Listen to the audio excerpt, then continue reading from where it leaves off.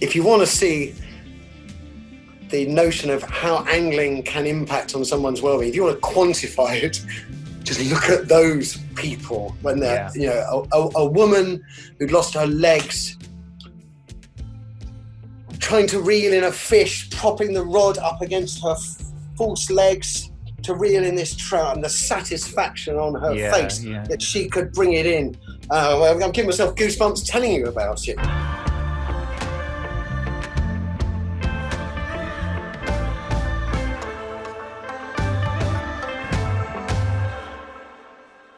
Matthew Wright fronted Channel 5's The Wright Stuff from 2000 to 2018. His career also includes entertainment news journalism, presenting BBC One's Inside Out, his talk radio show with Kevin O'Sullivan, and even an appearance on I'm a Celebrity. All this began at age 14 with his role in the Children's Film Foundation 1979 production Big Wheels and Sailor. He graduated from Exeter University in English and Drama, and his first job in television was with The Richard Littlejohn Show when he was 28. Matthew is husband to Amelia and dad to Cassidy, and a major fan of the band Hawkwind. He's also fanatical about angling and a vice president of the conservation charity the Wild Trout Trust. Matthew recently spoke candidly on TV about the value of fishing to his own mental well-being and that of others. Please join me now in conversation with Matthew Wright. Matthew, welcome, and thank you so much for jumping on here for hopefully what is a fun discussion, or as much fun for you as it will be for me, I'm sure. I just wanted to start out. What was your introduction to fishing like? Can you sketch that out for us? How did you get into it? Sure.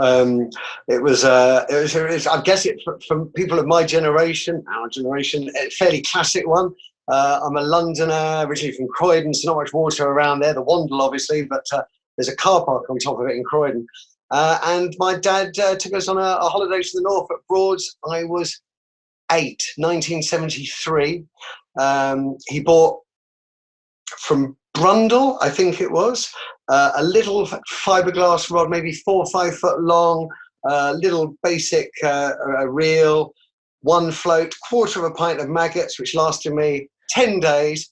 First fish was an eel, and I can still remember the total haul for the 10 days was 14 fish. There you go. I was going to ask you if you could actually recall that very first fish, that first time that the float went under and there was something on the end of it. The magic. I mean, obviously that was the first time I'd ever done it. So to catch the first thing as an eel, I have to say, like many other kids of that age, it scared the bejesus out of me. It was like a snake from the water, and it just got itself wrapped on the line. It was just a nightmare, an absolute nightmare experience.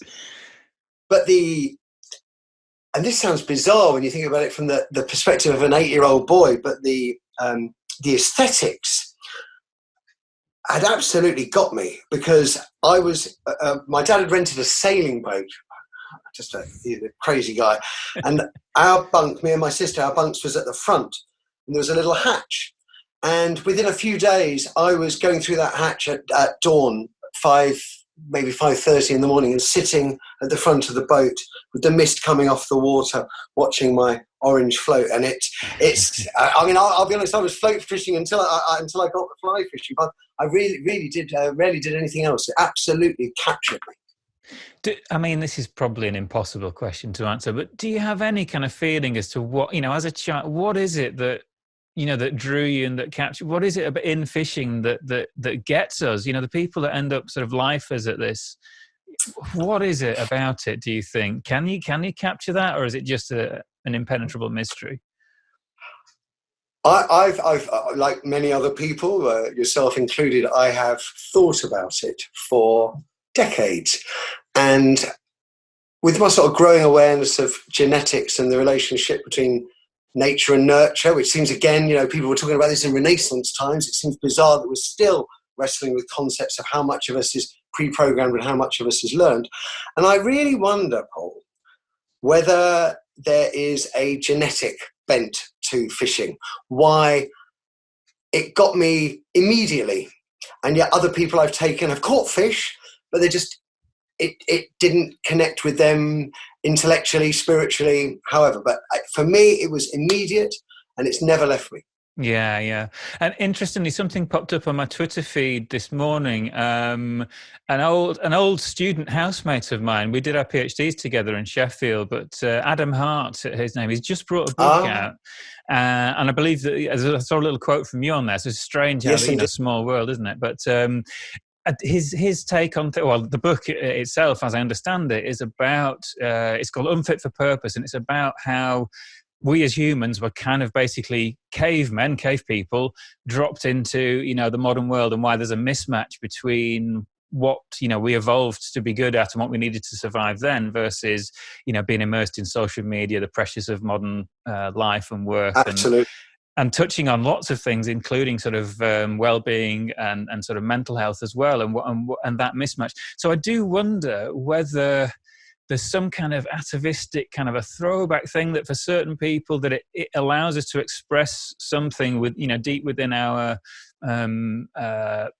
genetic past and our heritage in that sense, from that kind of survival hunter-gatherer type thing, that sort of Absolutely. basic instinct that it sort of it touches on. And I wonder whether that is perhaps part of it, and perhaps I feel because I've been London-based 98% of my life, and for 15 or 20 years of my adult life had massive work demands, ludicrous amounts of pressure that impacted on my time, really, my ability to live, to do what I want to do away from work.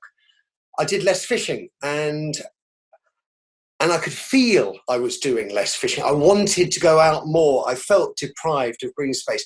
I found Adam's book absolutely fascinating. I mean, there's some pretty heavy science in there that is above my head, but I could follow the lion's share of it. And I thought it proved an overwhelming case that the nature of evolution, of human social development, really, rather than evolution, is led by particular social or human forces, perhaps violence over peace, discord over concord, and as a result, so our society has left us as individuals behind. And I know, beyond any doubt, I know I need green space and open air. I do not cope well being in an urban environment all of the time. And it's ironic we're having this conversation at a time when the largest section of the world is under lockdown. And I worry greatly for people who have no outdoor space.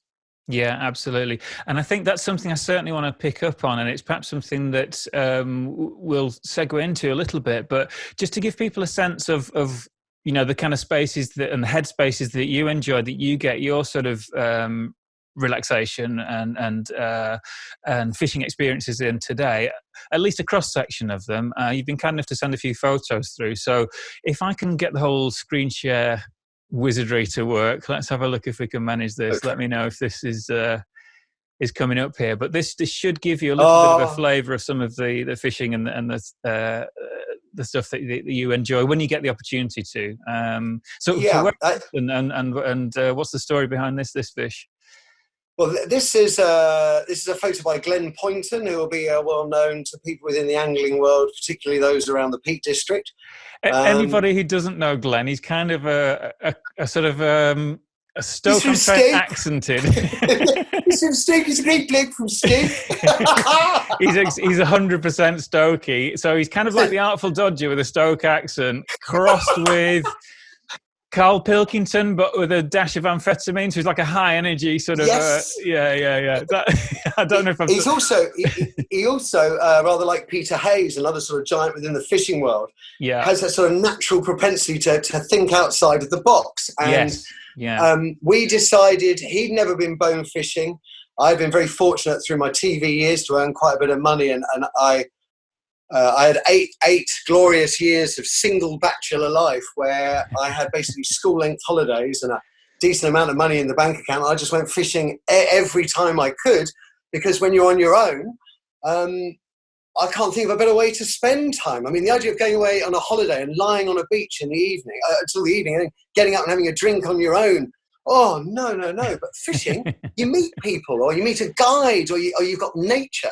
But I've been on my own I've been on my own a few times, and I decided to take Glenn with me because we found some cheap flights.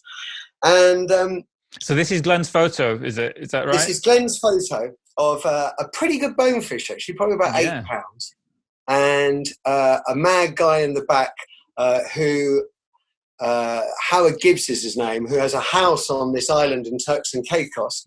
And to cut a long story short, as a result of me going with Glenn to Turks and Caicos, I ended up buying a house on that island. And I tried to get there before lockdown to go fishing for the time, but unfortunately they've got a stricter lockdown than we have here, so that's a no-go. But yeah, that's a life-changing and bank balance busting photograph just there. I hope one day.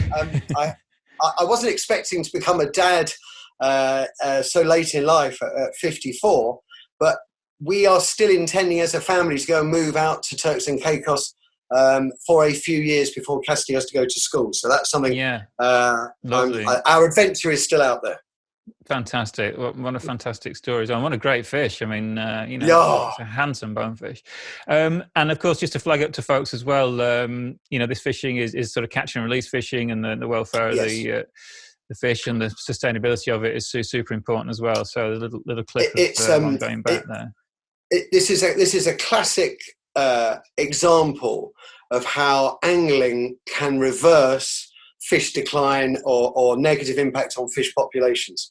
So Turks and Caicos, very much like Cuba, the indigenous islanders would be netting for bonefish all the time, indiscriminate nets. That one's even bigger. That's a very good fish, that one. And ironically, most of the islanders I know don't really like bonefish, but when food is scarce, they'll eat it. Yeah. And so the netting results in really large numbers of fish being killed for no useful purpose. Anglers bring in more money to the island than eating their local fish generates for them. And so there's been a switch. The nets have by and large disappeared. They're still there, but they're insignificant really now. Yeah. And the fish populations are changing as a result. You get more larger fish, fewer smaller fish, I think is one of the consequences, and more money for local people, which is great. I think that is good. And I think that as soon as you get to the point where the fish has more value alive as a catch and release thing, and it's bringing in money from outside of that local economy, that's it's an important kind of social flow of finances to these pretty remote places. So I think the Bahamas did. I think it's the Bahamas. I estimate. I think it's going up for about $5,000 a fish. Is the actual. Yeah. Each fish's lifetime would generate $5,000 of revenue for the island. Great. I mean, finding those win-wins is, it's a fantastic. It's essential really in conservation, particularly in the modern world. But yeah, just describe to me what happens at your end of the rod when you set the hook on a bonefish. What goes through your mind and all the emotions and whatever else. Well, it's fly fishing in shallow salt water, generally below the knee and above the ankle, and really not much more than that. On my island, you have to walk. I don't have a boat, so I walk out for maybe an hour or an hour and a half across very shallow water to find the fish. Obviously, if you don't find them in tropical heaters, it becomes quite a negative feeling of it. Yes. But I walk out and I know the landscape, and there are various channels, and the tide comes in and it brings food and pushes water through. And then when the tide drops, the fish tend to feed in the shallower areas before disappearing. So I head for the shallower areas as the fish leave, and you can see them. Sorry, are you mainly fishing crab patterns or shrimp patterns or a mixture, or? I fish a very light Crazy Charlie, it's called, which is a shrimp pattern with some flexible legs on it, just to give it a bit of movement. They don't like heavy flies out there, so only a size 10, so not much bigger than a large trout fly, really. Yeah. And I've used some. Not if people are on boats fishing for them, it's a different style, but. Generally, because I'm walking, I have to rely on the fish being within casting distance and coming in a certain direction. And if I've got everything right, then it's just a delight. You plop your fly down just in front of the mouth. you see the tail come up, and that's generally a sign that the mouth has gone down on the shrimp. And then you just draw the line towards you, and you can feel the resistance of the fish. Pull it a bit harder, and then they tend to they bolt off, and I think anything up to about 30 miles an hour. Well, So all the line flies all over, and what you hope is the line doesn't wrap around the rod and break the rod. Yeah. So it's like high adrenaline sort of experience. I guess in that shallow water. Fantastic. in that shallow water, they can only go across, right? So that they're going away from you at the incredible speeds that they're capable of. So high octane fishing for sure. I mean, and in the surroundings that it takes you to as well. And I think that's a big thing about fishing: the places that it takes you to, and the people that it introduces you to as well. I think I'm really torn. Through the good fortune of having a decent wage for a few years and having a lot of time, I've been everywhere I can, both abroad and in the UK, and ultimately, Paul, I'm drawn to the beautiful places more than the places necessarily that have a lot of fish. I want to have a beautiful day out, and yet people like Theo Pike, who I know you know, does this wonderful work encouraging us to explore urban rivers, and I've done a bit of that, and it is amazing to think you can catch big trout right in the middle of sort of run-down urban environments. You yourself have done some wonderful work up in Sheffield, but given a choice, we only have a limited time on this earth, unless you're a Hindu, and I want to use as much of it as I can, exploring the most beautiful places I can. I think that's right, and I think given the opportunity, who wouldn't? And I think that's it's absolutely any angler will understand that for sure.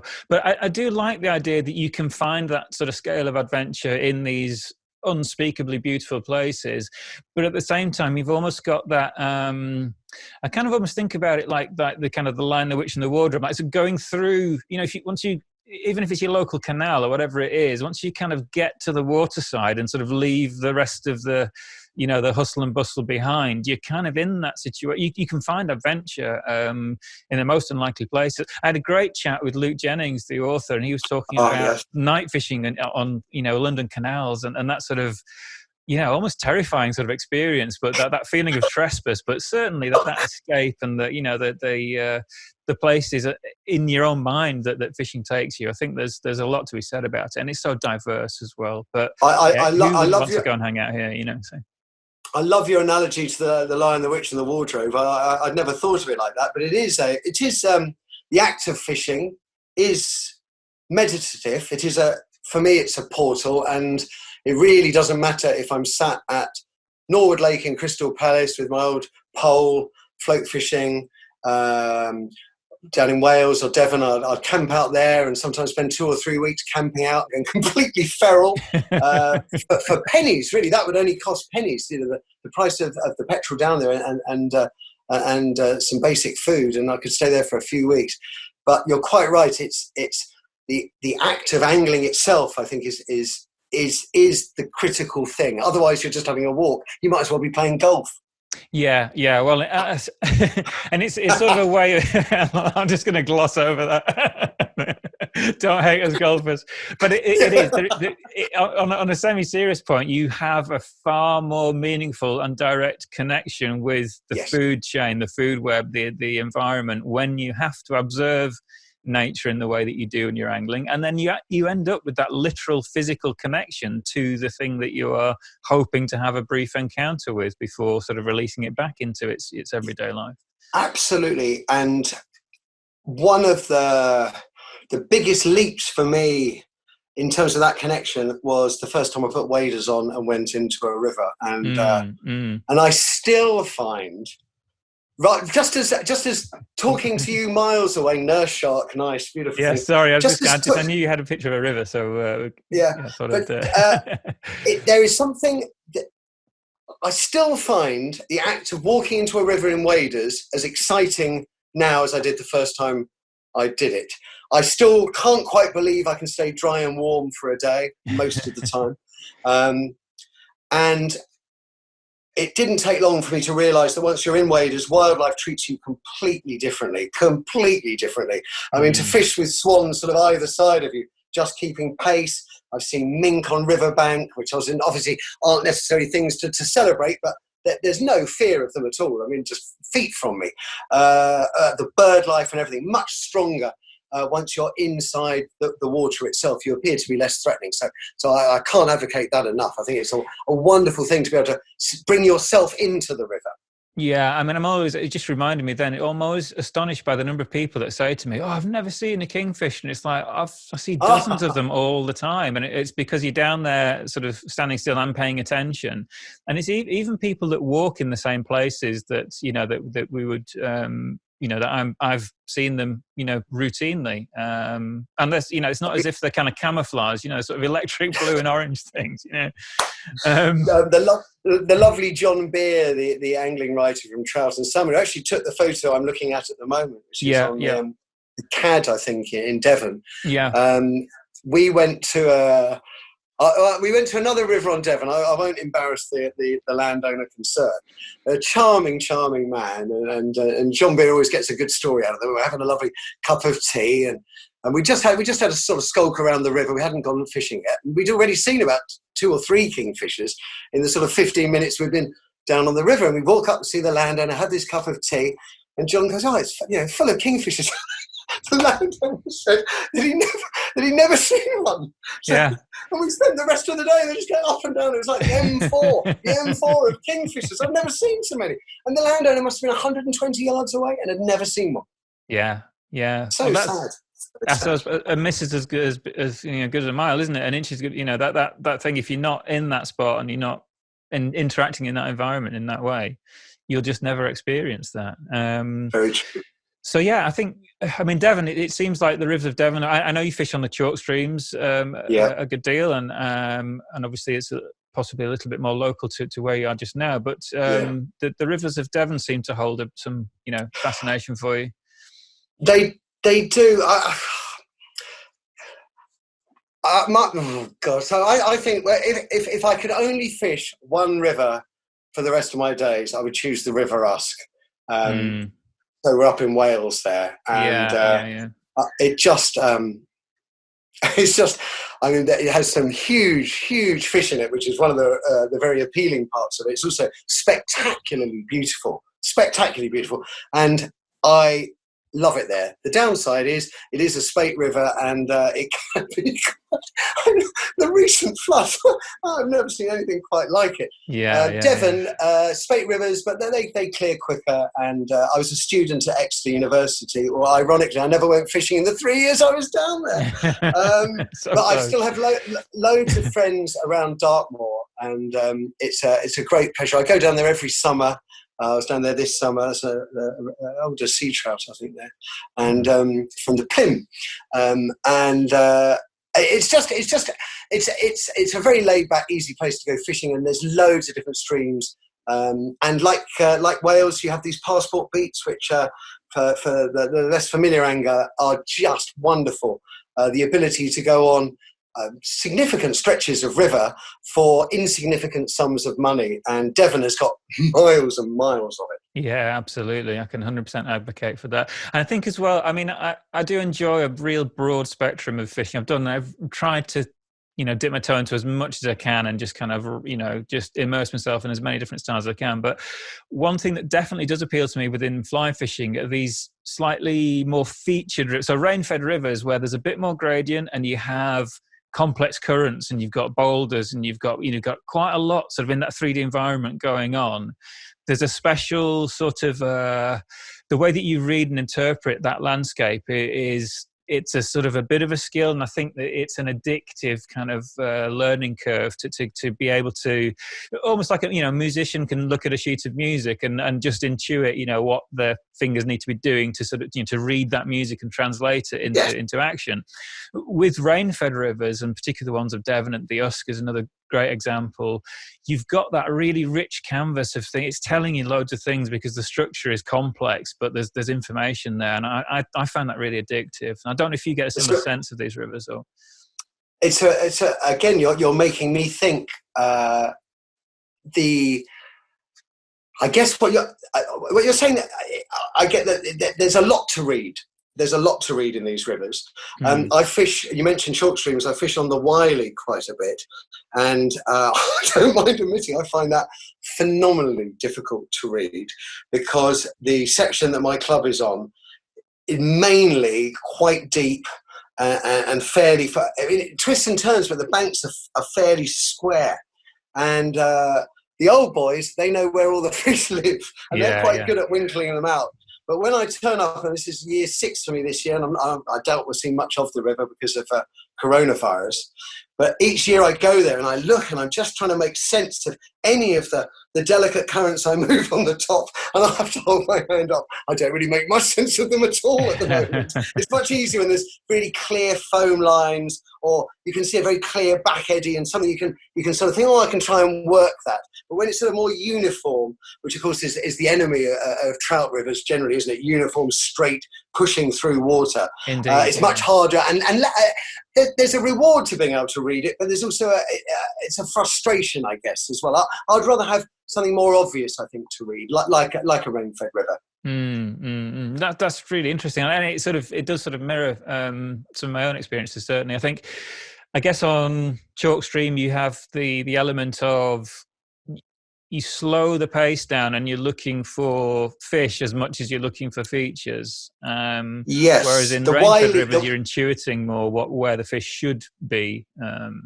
I think with the Wiley, because it's quite dark and quite deep in my club, you have to sort of second guess where the fish are. I get that. I was on the Long Parish, Middleton, on the test for a fair few years, and in the end, I found that.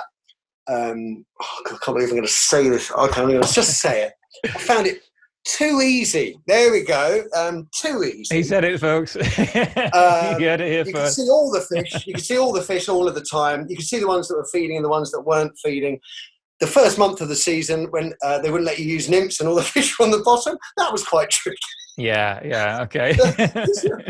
You were always 4 feet away from the fish, whatever you did. But once they were on the fly, it was good. It was good fun, but I prefer more of a challenge, I think. And the River Usk certainly can present many challenges. People talk about matching the hatch. I can remember a few Augusts ago, I've never seen so many fly in the sky in my life. Every species you could think of was there.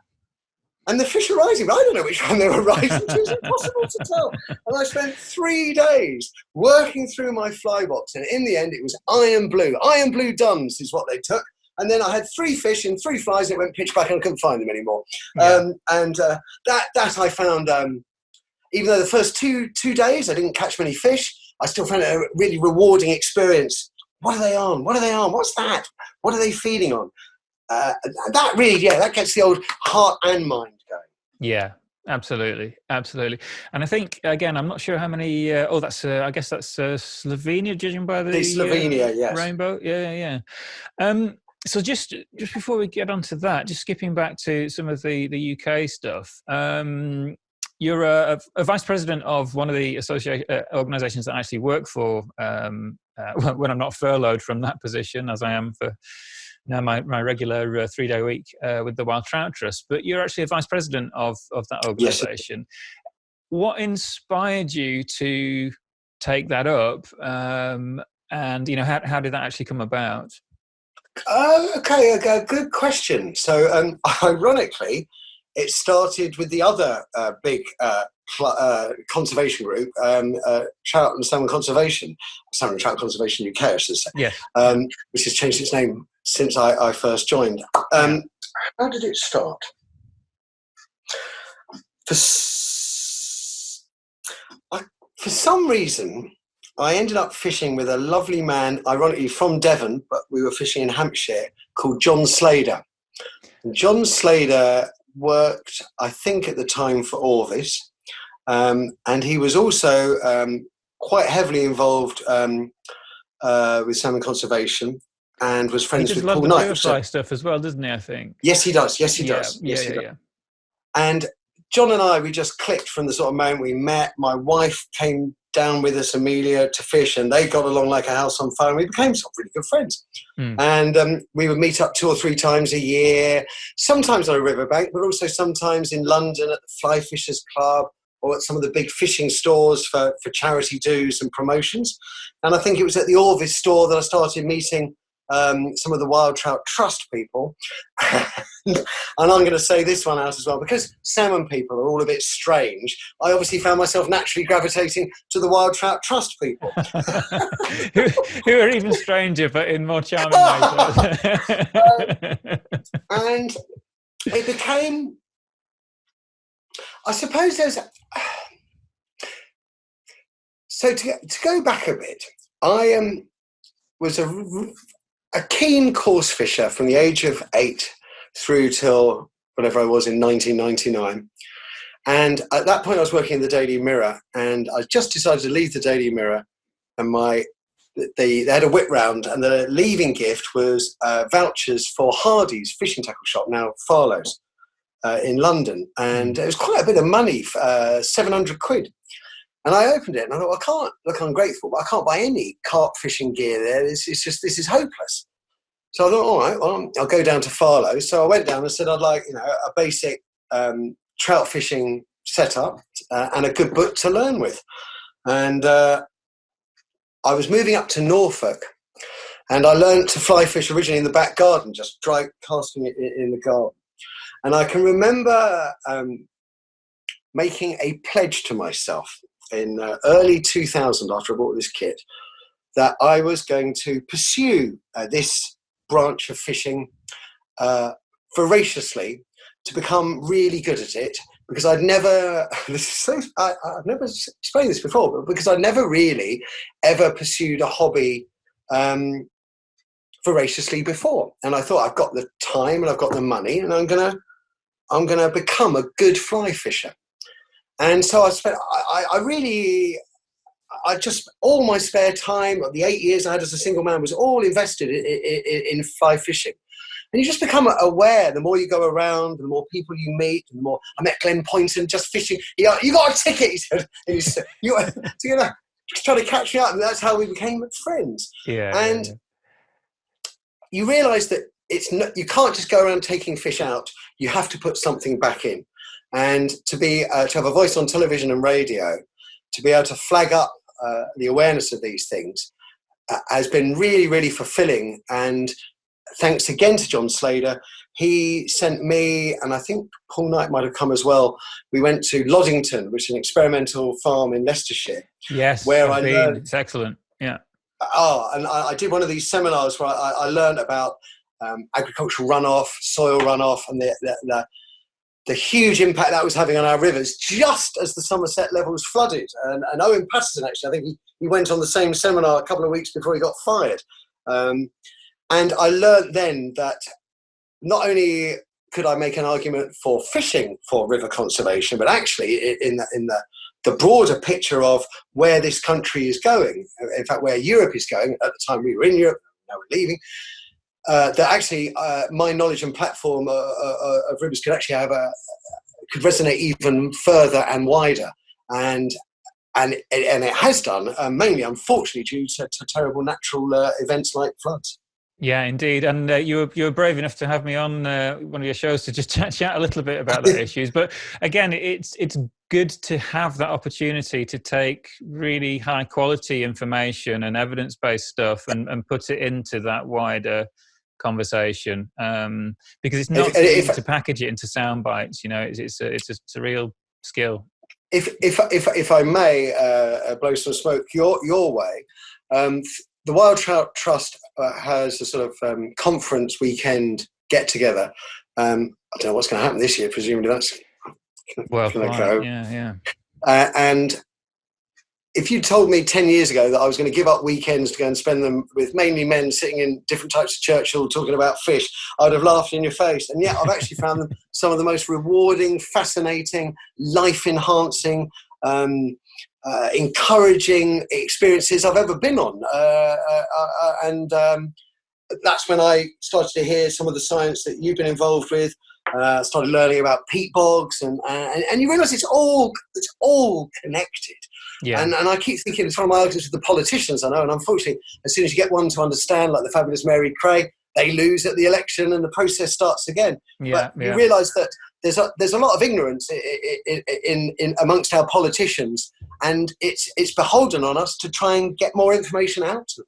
Yeah, absolutely. I mean, it's a big ask, because obviously people who are in different spheres of public life, they haven't necessarily spent their entire lifetime, like, geeks like myself, getting to grips with this sort of stuff. But the biggest failing, I think, is not being able to pass that on to the places that need to have that information. And but again, and that, I think that brings me relatively neatly, hopefully, if I say so myself, around to you fairly famously chatted a little bit about sort of mental well-being and the escape and the value, the therapeutic value of fishing. So there's a definite sociological aspect, a big plus in the sort of a tick in the plus column for angling as a kind of a societal good.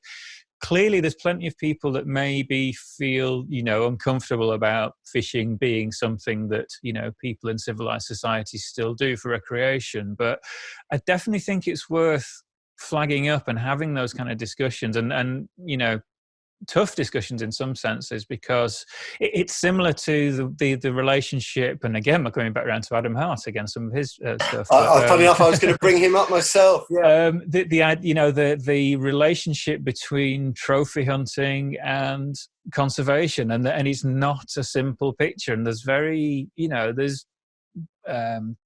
tough choices to make, and it's the reality of nature. But what I was going to bring it back to was that I don't like this idea that we can look after the economy and then the nature bit is a nice to have afterwards, because we all constantly reminded by these natural disasters that we are part of that planet, and if we screw it up, we can't eat money or can't breathe money.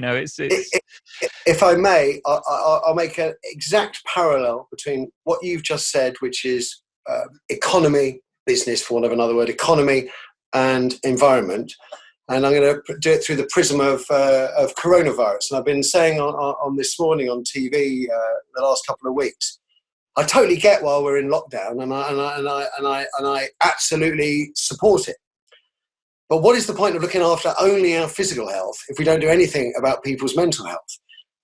I've learned about mental health the hard way in terms of how my own. Having thought I was invincible, eventually you find out, in my case, I found out that I wasn't invincible. And I'm still really finding my way back. 2.5 years of it now. Mm-hmm. And one of the things that I learned, or have learned about myself in those 2.5 years is when your legs are pulled out from underneath you, it can be very difficult to find them again. And well, I know of actual people by name within half a mile from where I am now, who I would describe as having fairly damaged mental health before lockdown. And they're currently locked down in, one of them's in an old people's home. It's not even really sheltered housing. It's basically a prison cell for it's a tiny bed, tiny bath, and a baby belling cooker. And he's having a terrible time. And I'm not allowed to go and see him. He's not allowed to come out. And whenever you talk, when I see the politicians, it was Rishi Sunak was talking yesterday, hundreds more millions for domestic violence and these various issues, coronavirus, not one mention of mental health. And I thought that we as a society, if we'd learned anything pre-coronavirus over the last 5 or 6 years, it was that mental health is a massive issue for this country. And I think taking mental health being a massive issue for this country and then shoving it into lockdown, and I'm very concerned. For it's all very well keeping people safe and well physically from the virus now, but what if that leads to massive, massive mental ill health 6 months, a year, 18 months, or even longer down the line? And I don't think it's good enough just to look at physical well-being without looking at mental well-being as well. The two have to be looked at together, just as, going back to your metaphor, business has to work with the environment. And it was only yesterday on Twitter I saw green rules that are going to be abandoned while we go through coronavirus. Yeah. I mean, it's hard to talk about it without touching on buzzwords which have acquired their own sort of either weaponization or toxicity. So the idea of kind of sustainability, that's sort of, it's true and we need it, because by definition, if it's unsustainable, we're basically destroying ourselves. But Yeah. that word has been, I guess, co-opted and has taken on a different meaning. So we have to find these new ways of sort of describing this stuff. I know from, and I'd recommend anybody watching this to follow Adam Hart on Twitter, because he's one of the few to put his sort of head above the parapet on things like trophy hunting, and I read the academic documents he puts up, and well, yeah, I mean that's just it, because the reaction from people, the hate mob, they've never read his academic documents, they're not following the links, they're not actually educating themselves. It's just like, oh, big tigers, or big lions rather, how can killing them be good?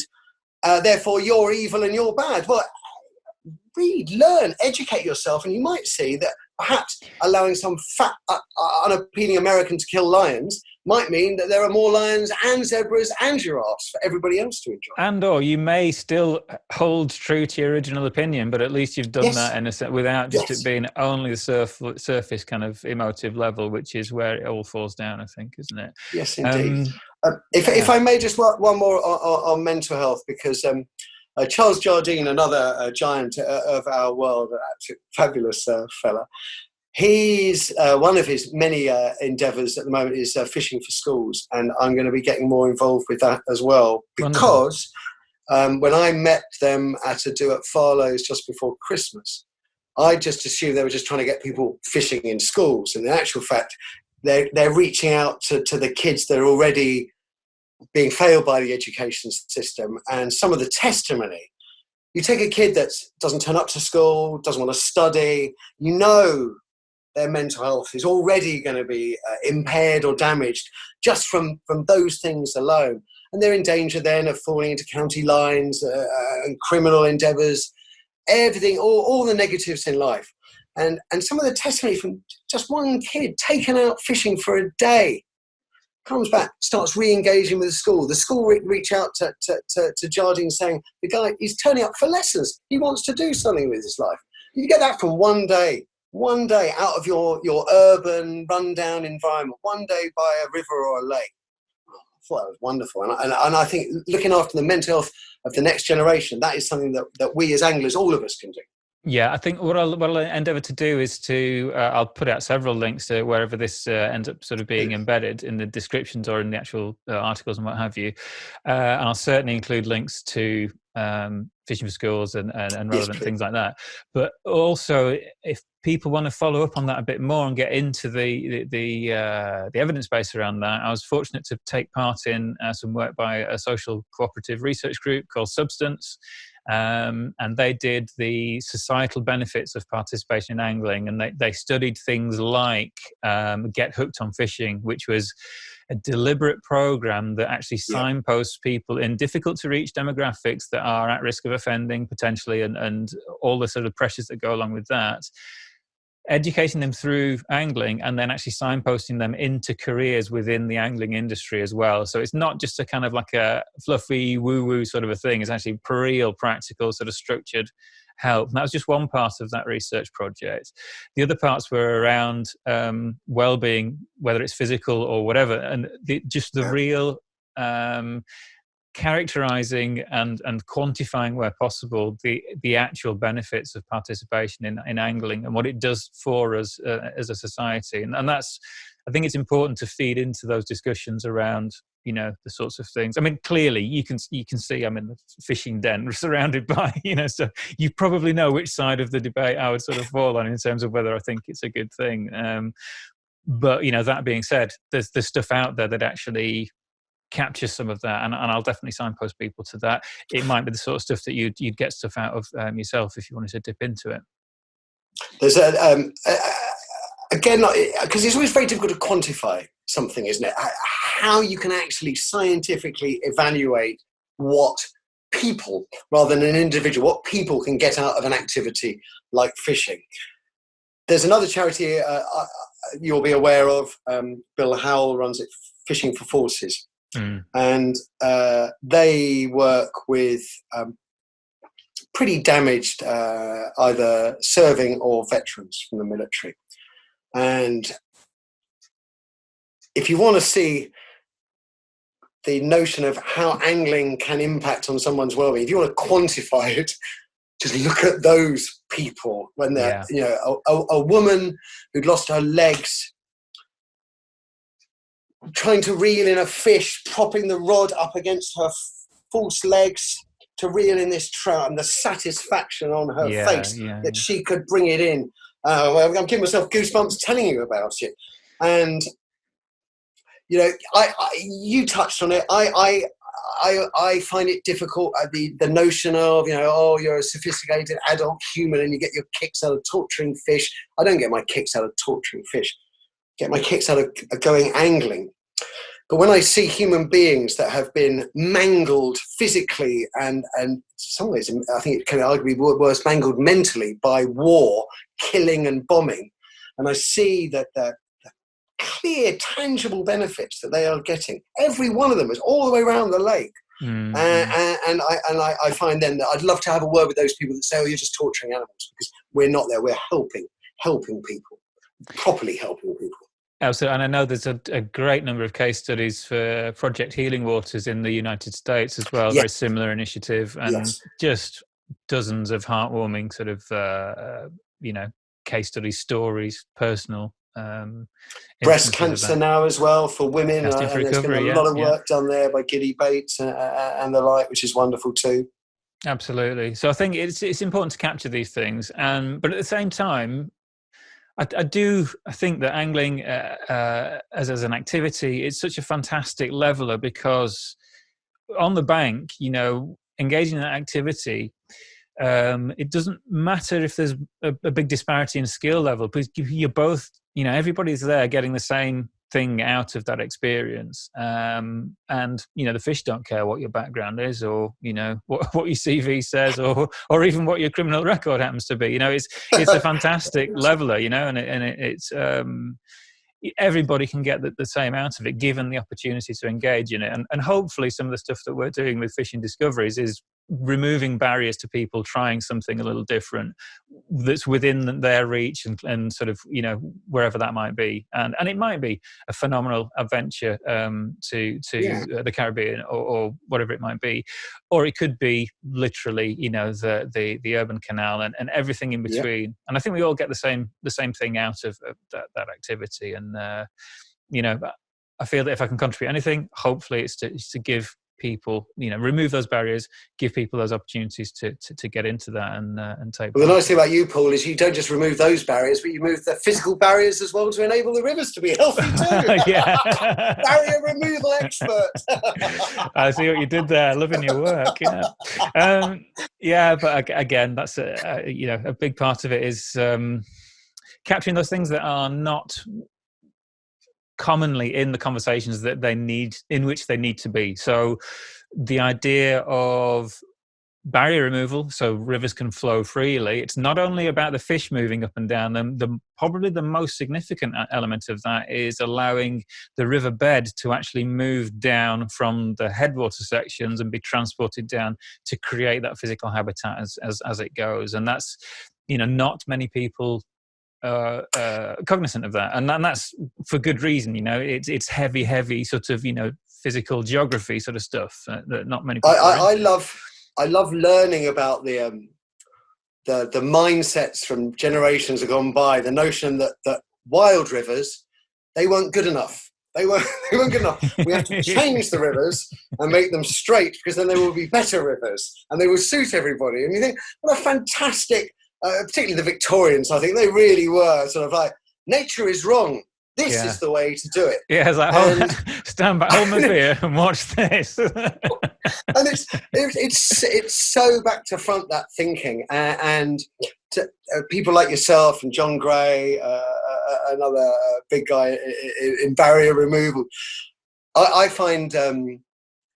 there's an element of heroism about it. People like yourself going out there miles away sometimes from towns, correcting rivers, allowing nature back in and all the benefits that come from it. And that's really what the Wild Trout Trust is about, really, isn't it? It's improving the quality of rivers. And that's not just the water quality, it's how they run and everything else. Yeah, and I think you raised an important point. It's not about imposing and over-designing things. It's about removing bottlenecks. So taking away the things that we've done wrong before, and then the river gets on with it, fixing itself. And I think that's the thing. It's about stopping doing things as much as it's about kind of positively intervening, because there's lots of laws of unintended consequences that come into play when you try to over-design things in certain scenarios. I mean, that's a whole... We could spend a day talking about that. Yes, so. I mean, there's so many sort of subtle things. You think, oh, you're a big landowner, you want to improve your river, you're going to plant some trees. So you plant all these trees down the bank of the river. First big flood, all the banks wash away because,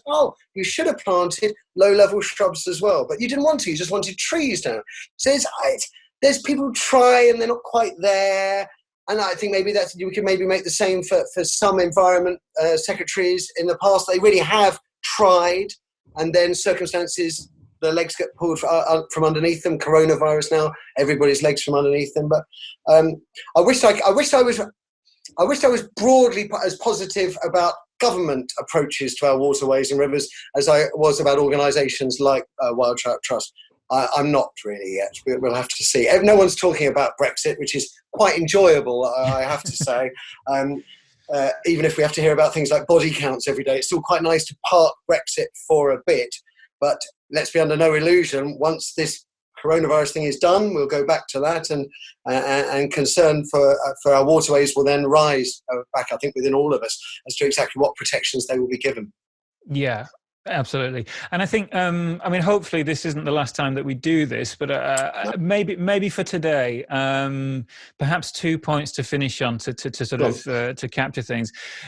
We've sort of probably touched on it, but maybe if I could get your thoughts on the thing that maybe scares you most in the angling world, the thing that's facing, and that could be, within the activity or the context in which it takes place, and then finishing on what is probably the most inspiring thing that you've that's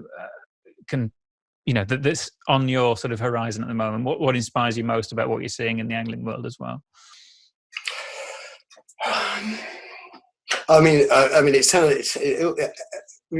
After all the stuff you said earlier at the very beginning about weaponization of words and such like that, when I say climate change, there's even a part of which, climate change, no. But climate change. I'm, as we established at the beginning, very interested in bonefish. They're tropical, obviously connected to the reefs out there, and we can see in Turks and Caicos, certain established reefs are dying off because it's getting too hot.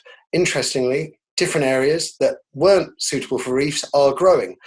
So there is hope, but they're not growing at the rate they're destroying. So that we haven't got the processes right. So climate change is a massive problem, massive problem. And I when I think about the barrier reef in particular, I mean, that's having a terrible, terrible time. You can't help but wonder if we will be able to stop the decline, whether it's reversible. So that is my number one concern. What enthuses me for the future will be, she's been very good. She hasn't made any noise downstairs, but baby Cassidy, she's 14 months old. I've dragged her down the River Cad actually last summer when she was only about 6 months old. So she's been at a river and she's seen the old man catch a few fish. But I'm trying to work out. A friend of mine, a Scottish gilly, took his son bone fishing, and he was 12, and he caught a few. But he's obviously, this boy's been forced to fly fish by his father from a very early age. So I don't know, 8, 9. I'm hoping I could get fly fishing by 9 or 10. So that's my inspiration for the future. Wonderful. And listen, Matthew, as I say, just thank you so much for giving it the time and sharing really kind of honestly and openly the insights and the personal experiences. So I truly appreciate that. So it just remains for me to thank you very much, and let's hope that it isn't the last time we can have another chat and we can put the world to rights in another 7 sort of topic areas, and then we'll solve all that as well. I'd absolutely love to. I'll actually leave this conversation by saying, Paul, it'd be really nice to think we might be able to cast a line before the season ends. I do worry. I really worry this year. Fingers crossed. All the best to you, my friend. Yeah. Take care. Thanks again. Pleasure.